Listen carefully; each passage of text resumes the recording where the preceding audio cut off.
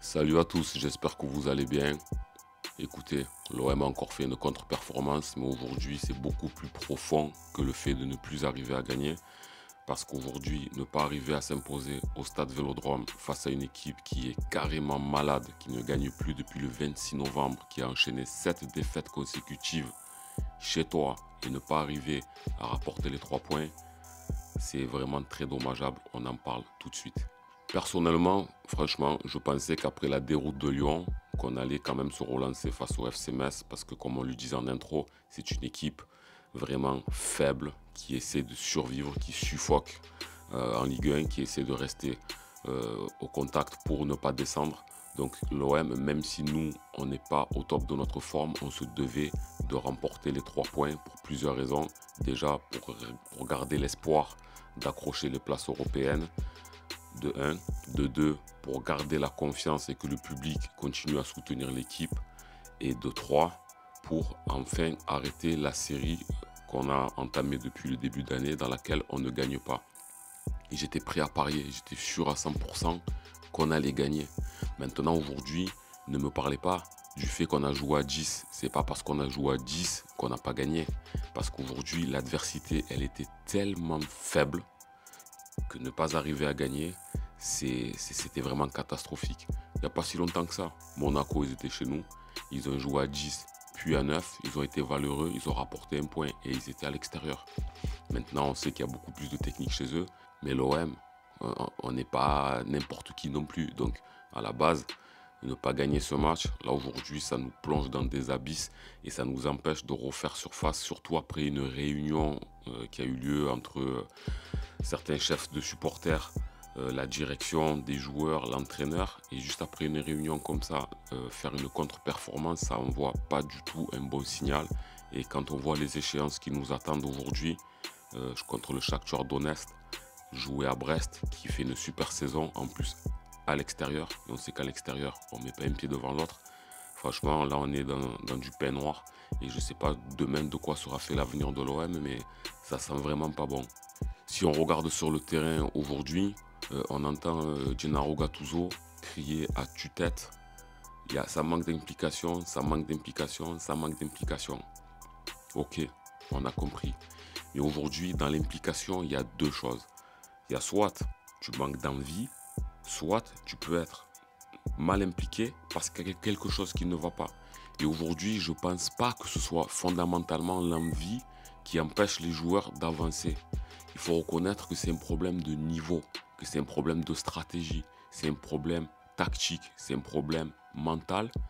L'envie, à un moment donné, pour certains joueurs, c'est vrai que peut-être elle n'était pas au beau fixe, mais quand tu es à l'Olympique de Marseille, que tu commences à traverser des tempêtes, je pense que l'envie, elle revient vite parce que chacun doit jouer gros pour sa carrière. Des Jonathan Klaus, ils ont envie de faire l'Euro. Il y a des joueurs qui sont jeunes qui ont envie de se projeter dans une belle carrière. Donc, moi, je me dis, ne pas avoir envie à l'Olympique de Marseille, qui est le plus grand club français, le plus gros stade de France, et ne pas avoir envie, je suis quand même étonné de cela. Même si à certains moments ça pouvait être vrai, mais ce n'est pas le fond du problème. Le problème, il est autre. Aujourd'hui, c'est ce qu'il dit Pablo Longoria, l'institution, l'institution, l'institution. Il ne nous parle que d'institution, mais aujourd'hui l'institution elle est en péril. Pourquoi? Parce qu'il nous parle de vouloir faire un projet à Marseille qui monte quelque chose de solide et de costaud, mais quand on regarde, les fondations elles sont pas bonnes. Il y a des joueurs qui avaient l'intention de jouer avec Igor Tudor l'année d'après, au mois de mai. Un Samuel Gigot qui est là depuis un moment, par exemple, il pensait qu'au mois de mai, qu'il allait jouer avec Igor Tudor l'année d'après. Finalement, c'est Marcelino. Du coup, il n'y a plus Marcelino, il y a Pancho qui prend la suite quelques jours. Ensuite, c'est Gattuso. On regarde dans l'organigramme, les Ribalta, les Hirondo, il y a tout le monde qui s'en va. Donc, quand tu évolues dans un club qui aujourd'hui n'est pas stable, à un moment donné, ça peut avoir une répercussion sur tous les salariés, les joueurs y compris. Donc, je ne leur cherche pas une excuse, loin de là, parce que face à une équipe comme contre Metz, tu dois afficher un niveau nettement supérieur. Mais aujourd'hui, quand on nous parle d'institution et d'implication, maintenant, il faut regarder autour dans quel contexte les joueurs évoluent. Quand tu vois que pendant le mercato, quand il y a un joueur qui peut manquer de discipline, tu sors le bazooka pour tuer une mouche, alors que le joueur, si tu trouves qu'il n'est pas impliqué parce qu'il se trouve dans une position où il essaie de se préserver pour l'euro ou je sais quoi, ben à un moment donné, tu le prends en interne, tu le punis. Tu commences pas à le mettre sur le marché des transferts et à sortir des excuses un petit peu bizarres pour essayer de faire un peu d'argent. Moi, je dis, la stratégie qu'on est en train d'employer dans l'organigramme de l'OM, elle n'est pas bonne et ça se répercute sur l'équipe. Maintenant, si on regarde le terrain en lui-même, ben, on manque de créativité, on manque d'inspiration. Devant, on est catastrophique. Les fois où on arrive à se créer une occasion, on tire au-dessus, on tire à côté, on fait des frappes de mouche. Donc, tous ces joueurs-là, c'est pas qu'ils n'ont pas envie de marquer, mais ils sont dans des dispositions où ils n'y arrivent pas. Donc, qu'on me parle de niveau, ouais, je veux bien. Qu'on me parle de blocage mental, je veux bien. Mais l'envie, je pense pas. Tu regardes un Asdi Nounahi, il n'y arrive pas à l'OM. C'est fou, il n'y arrive pas. Il a fait une Coupe du Monde de malade.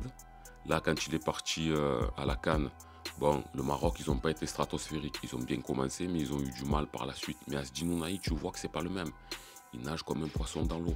Maintenant, on peut me dire, oui, la CAN, j'ai lu beaucoup de choses méchantes. Ouais, il n'y a pas le niveau. Mais bon, le Maroc, excusez-moi, demi-finale de Coupe du Monde. C'est une équipe sérieuse. Aujourd'hui, là-bas, il est entouré. J'ai l'impression que son entraîneur, il lui fait confiance, qu'il lui passe les bons mots et on n'a pas le même Asdi Nounahi. Là, dans cette vidéo, j'ai pas trop envie de rentrer dans des stratégies techniques, tactiques, parce qu'aujourd'hui, c'est pas la raison que j'ai envie de mettre en avant. C'est vraiment le fait que Marseille soit malade. Et encore, hein, dans le match face à Metz, les Messins n'ont pas joué leur chance. Ils étaient à 11 contre 10. Et ils ont joué en bloc bas, ils ont joué derrière. Ils avaient tellement peur. L'entraîneur, il voulait tellement sécuriser le point qu'il n'a même pas pris conscience ou n'a pas voulu prendre conscience qu'il avait la chance de peut-être pouvoir jouer celle-ci pour essayer de faire le braquage à l'OM parce qu'ils avaient la place de pouvoir gagner. Ils étaient regroupés, s'ils jouaient en contre et qu'ils avaient tenté leur chance, je te jure, ils auraient fait un braquage. Donc aujourd'hui, l'inquiétude, elle y est parce que individuellement, et les joueurs, on n'y arrive pas. C'est encore le milieu de terrain où on se fait un petit peu dépasser. Il nous manque des joueurs, Kondogbia, Verretou, Rongier, pour sécuriser tout ça. C'est vrai, c'est une réalité. Mais quand même, face à l'adversité que l'on a joué ce vendredi soir, tu te devais de gagner, même si tu étais à 10. Donc aujourd'hui, l'OM n'y arrive pas. Je ne sais pas ce qu'on va faire contre Brest. Je ne sais pas ce qu'on va faire contre le Shakhtar. Je ne sais pas s'ils vont encore nous ressortir une réunion. Moi, je trouve que les supporters, ils sont quand même encore assez cool. Même s'il y a eu une banderole, même s'il y a eu des sifflets à la fin du match. Mais globalement, je trouve que les supporters sont patients. Et j'ai peur que ça suive plus par la suite. Et qu'ensuite, on rentre dans un système où on n'avance plus. Parce que les joueurs ils vont être tétanisés, pétrifiés. Et on avancera encore moins. Donc aujourd'hui, au classement, on n'avance pas, on risque même de reculer. À l'heure où je tourne, les autres matchs n'ont pas eu lieu.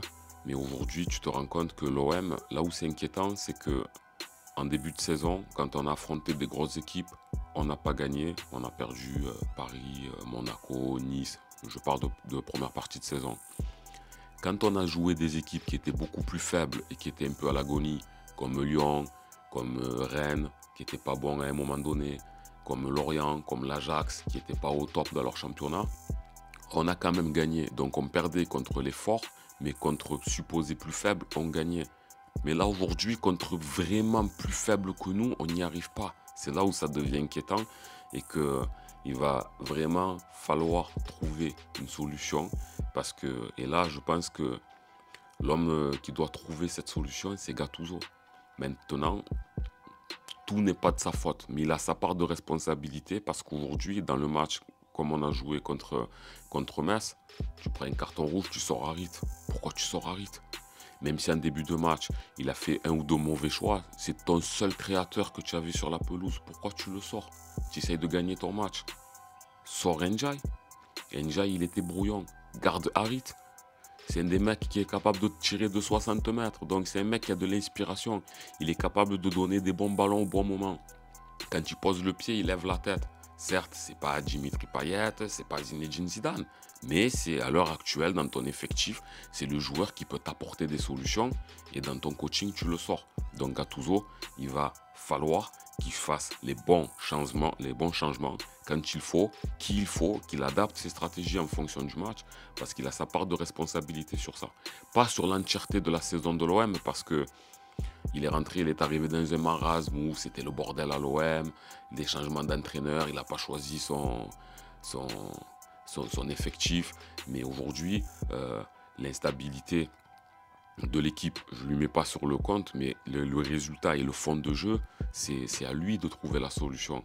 Là, aujourd'hui, voilà, on est combien? J'ai même pas regardé le classement, je crois on est 8e ou 7e, je sais pas, mais avec les journées qui vont se passer, on peut finir 9e ou je sais pas quoi. Donc l'OM, voilà, on est une équipe de milieu de tableau. J'ai mal à mon OM, je sais pas quoi faire, quoi dire. Et je suis convaincu, même si aujourd'hui on dit les joueurs ils sont nuls, nanani, je suis convaincu que les joueurs, ils ont tous, la plupart, du potentiel pour y arriver. Si on regarde juste déjà les recrues, franchement, hier, parce que là je tourne très tôt le matin, les recrues, ce sont celles qui ont le mieux brillé. Dans ce match-là, Merlin Quentin, il a bien pris son couloir. Il a été très bon dans les centres. D'ailleurs, il a été décisif sur le but de Faris Moumbagna qui lui aussi venait d'arriver. Donc Moumbagna, il a pesé sur la défense messine. Il a fait le job. Il a marqué. Maintenant, on va encore attendre avant de s'enflammer sur lui parce que quand même, il aurait pu en mettre plus des buts. Mais bon, premier match titulaire, tu marques. Moi, ça me va.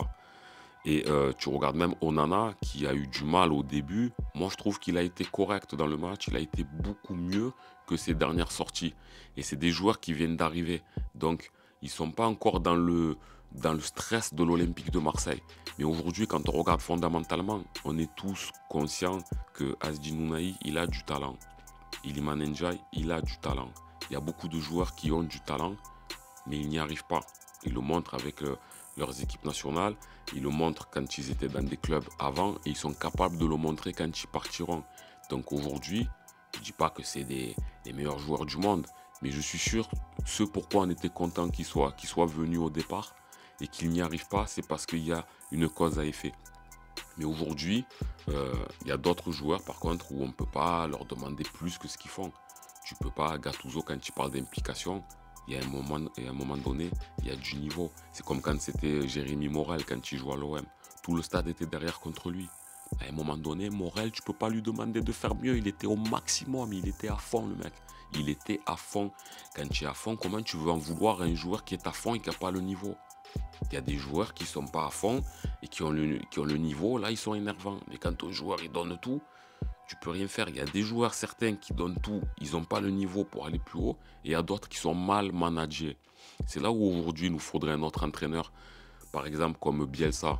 J'étais pas trop fan moi de Bielsa, mais je savais que c'était un entraîneur qui pouvait tirer les jeunes joueurs vers le haut. On l'a vu avec Benjamin Mendy, il en a fait un très bon joueur, après il a eu une belle carrière par la suite. Donc aujourd'hui, Gattuso, j'ai l'impression, je ne sais pas s'il est capable de tirer les jeunes, parce qu'on a pris beaucoup de jeunes qui ont besoin d'être épaulés par un entraîneur qui a beaucoup d'expérience et qui individuellement va tirer le meilleur de chacun. Et Iliman Ndiaye, il a grave besoin de ça. Et Azdin Ounahi, il a grave besoin de ça. Et aujourd'hui, on n'apporte pas. Gattuso apporte l'agnac, il apporte le côté bulldog sur le terrain, l'implication.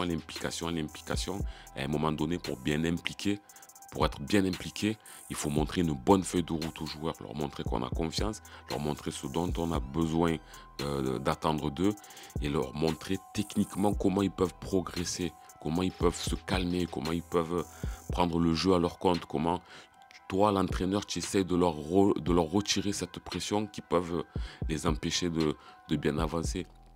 Donc aujourd'hui, à tous les étages, on n'y est pas. Gattuso, je l'aime bien, mais ce n'est pas l'entraîneur de la situation. Donc les joueurs qu'on a là, ils ne sont pas entraînés par le bon entraîneur. Aujourd'hui, Pablo Longoria, il a beau faire une interview sur SoFoot, je l'ai lu, j'ai pris du plaisir à la lire. Mais aujourd'hui, bon, non. Là, aujourd'hui, le club, on est dans une situation où on ne sait pas où on va. Ça change à tous les étages et ça se ressent sur le terrain.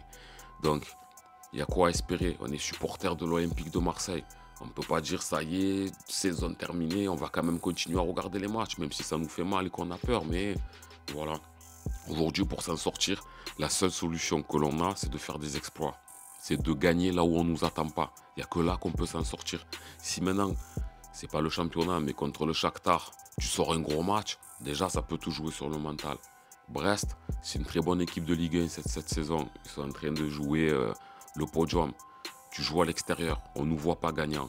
Si tu vas à Brest et que tu fais ce qu'on appelle un braquage, tu te rends compte, on parle de l'OM qui doit braquer Brest. On marche sur la tête. Même si j'ai du respect pour eux, mais vous comprenez ce que je veux dire. Mais si maintenant tu vas à Brest, à l'extérieur, une équipe qui joue le podium, tu ramènes un 2-0, eh ben là tu inverses vite la tendance, surtout si tu as proposé du jeu. Mais ça, il faut arriver à le faire. Et si maintenant tu reviens d'une contre-performance, eh ben c'est les abus qui nous attendent. Moi je suis fané, on fait des débriefs, on aimerait bien parler technique, oh tel joueur il a fait ça, tel joueur il a fait ça, mais aujourd'hui tu es obligé de faire un constat général et de même pas parler du match parce que si tu enlèves Metz, tu mets une autre équipe, ça aurait été pareil. Et encore, hein, tu mettais une autre équipe dont l'entraîneur n'aurait pas été trop frileux parce qu'il se serait dit il y a un coup à faire, tu perds le match. Hein. Et moi, et là ça aurait été chaud. Donc là, avancer un point par un point et perdre de temps en temps, tu es largué et tu n'y arriveras pas. Pour s'en sortir, ben, il va falloir se sortir les doigts du... Hein, et il va vraiment falloir faire un exploit. Je sais pas, quand tu joueras contre Nice, je sais pas c'est quand, ou contre une équipe qui est dans le top 5, eh ben, il va falloir y aller, il va falloir les battre. Quand tu ne bats pas des petits, ben, il va tout falloir donner sur des grosses équipes et ça fera plaisir aux supporters. Et là, il va y avoir un engouement et une confiance qui sera plus retrouvée. Si on ne fait pas un exploit face à une équipe qui est devant nous, qu'on ne gagne pas avec férocité, on ne s'en sortira pas et on va continuer à dégringoler.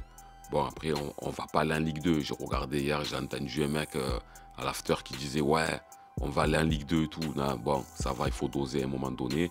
Mais finir 10e, 11e, tu peux, ce qui serait catastrophique pour l'Olympique de Marseille.